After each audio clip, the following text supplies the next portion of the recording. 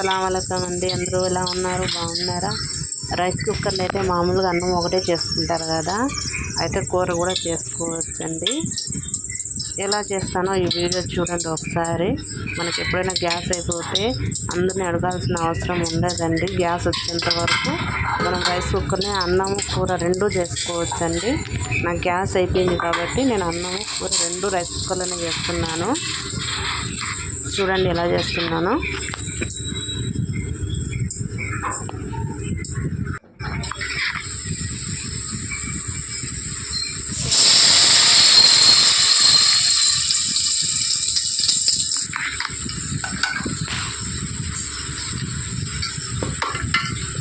కానీ అన్నీ మిక్సీకి వేసేయాలండి.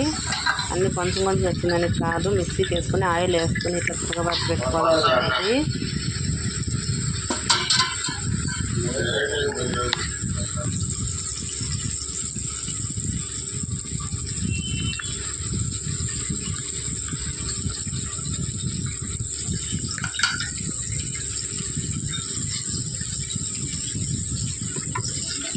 మనం పొయ్యి మీద చేసుకుని ఎంత టేస్ట్ ఉంటుందో అలా ఉంటుందండి. వీడియో కనుక లైక్ చేయండి, షేర్ చేయండి, సబ్స్క్రైబ్ చేయండి ఫ్రెండ్స్.